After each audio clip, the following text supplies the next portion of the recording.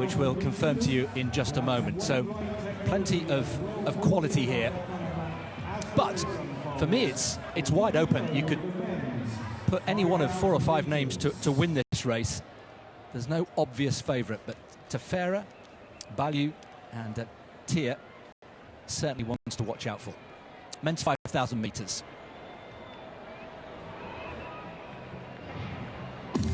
So away they go in warm conditions here. And, well, the target is the meeting record of 12:51. I mentioned only once before has the 5,000 been run here in Doha. 2010, won by a certain Eliud Kipchoge. I wonder what happened to him. But that's the benchmark, 12:51, which means around 2:34 for the first kilometre, which equates and breaks down to around 61, 62 seconds by the way. Yeah. Yeah. They're not interested. I was looking at this field, and there's 3 pacemakers. There they are, and where they go. And you're kind of going, 5,000 in Doha, it's warm, you know. I just would have thought they'll want to build the race. There's nothing wrong with, they could end up with a good, strong, low 13 minutes, but you don't go out hard necessarily and set yourself up to fail, as it were. It's early season.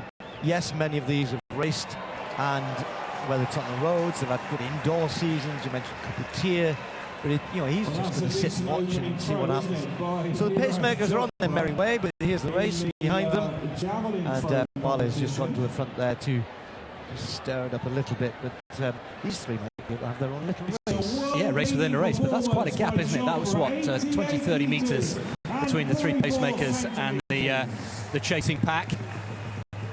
All grouped together. It's like there's been a bit of a union agreement here. Lubalu there, mentioned him, Dominic Lubalu, the European 10,000 metre champion. He's in that pack as well, but good to see getting it Wale. Yeah, but Singh has just broken out of the pack. But you see, even though he's done that, because he's gone too quick, and they've gone, well, I'm not doing that. He put a burst on for 150 metres as though he wanted to, well, let's close the gap, guys. But if you're going to do that, you just do it gradually. And because he's sort of sprinted through, they'll all just let him do that, and now they'll sweep him up. But Wale is just starting to get things moving a little bit. A little bit of inexperience, perhaps, from Singh. Altogether more experienced heads behind them. So the pack approaching the first kilometre. It's going to be nowhere near the pace that we were talking about at the start of the race. But these 3 have been asked to do a job, and they're doing that job. So Singh from Wale. Yehuni, should mention him, Adisu Yehuni from Ethiopia. He's the fastest on paper in this field, 12:49. He's the former World Junior champion, only 22 years old. And Reynald Cheriot's also in here, only 20 years old, the young Kenyan, taking over from the great Timothy Cheriot. Yeah, Ethiopia brought quite a few really promising youngsters. They often do to this meet in Doha, and you maybe even see them for the first time. Yehuni, we know a fair bit about. Kasai is in this as well. He's 21. Got a good range, 1,500 metres. Obviously has potential at the 5,000 as well. Lots, you said at the beginning, just an open race. The big names are in here, and the guys like Tefera, like Coupetia, for instance. Lubalu probably want to make sure it's a bit quicker. Wale would want to make sure it's quicker, of course. But they've all got, there's 3 or 4 men in here with good 1,500 metres speed, and you need it at 5,000 these days. When you consider the Olympic champion is the greatest 1,500 metre runners we've ever had, then that's what you're up against. First K, by the way, the pacemakers were bang on the money, 2:34, but of course the chasing pack went through in 2:38. And almost on cue, a certain Mo Farah just literally walked in front of us, watching this 5,000 metres, right in front of us at the finish line. A resident now of Doha for the last year or so, and enjoying himself, very relaxed indeed. That was a lovely bit of timing from Mo Farah. So the pack still going on into the second kilometre here. Samuel Tefera, Lubalu, Kurgat, another Kenyan. Getnet Wale still in there as well.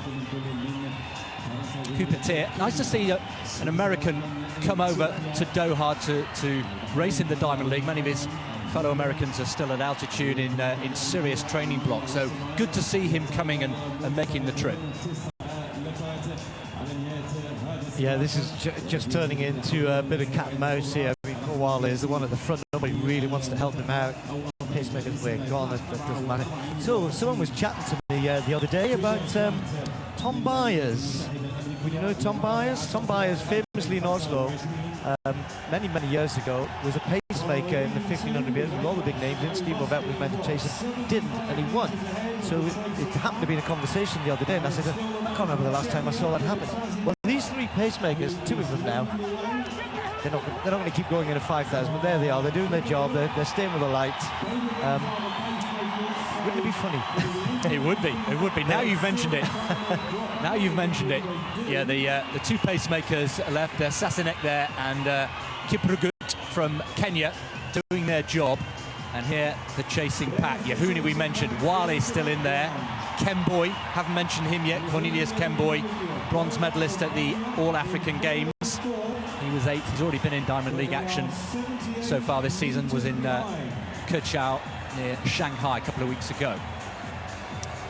Yeah, the problem with my story was Tom Byers was a pretty good 1500 metre runner in his own right. I think he went to the World Championships later on. Kiprugut is an 800, 1500 metre man who's not going to keep going for a strong 5,000. 12 seconds the gap, by the way, between the pacemaker and the chasing pack. 5:20 they went through 2 kilometres, so we can forget anything to do with a meeting record at the moment. And they come in front of us with 7 to go. Still lots of positions to be taken there. Tier just keeping out of trouble. 4 from the back, keeping an eye on him. The American looking very comfortable indeed. So Yahuni it is who's doing a bit of the heavy lifting down the back straight in the red strip with Wale there. He's been there or thereabouts.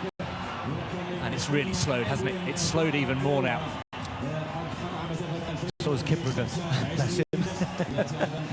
So he's still, what, 18 metres ahead, where he's slowing down very, very quickly. So really interesting, this, isn't it? You know, when you look at the ability of these guys, winning the Diamond League is big now, you know. And also, when you go to championships, they don't get enough opportunities to run these sort of races. Where if so, Grant Fisher in America a week or two ago, sub 4 minute last mile, just decided I just want to test myself.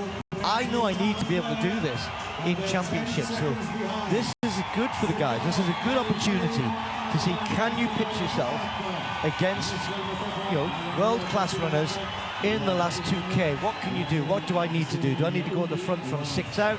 Can I do it from 2 out? Can I leave it the last 400 metres? All those questions going through their minds now. Well, is that gap getting bigger or smaller, or is it staying about the same? I'm talking about the gap between the one remaining pacemaker, Kiprugut, and the rest of the field. No, it's almost halved at that lap.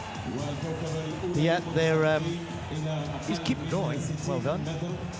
I'd say he's about 40 metres ahead now, maybe 45. It's approaching 3 kilometres. 7:42 would have been the desired pace to get the meeting record. They're way outside that.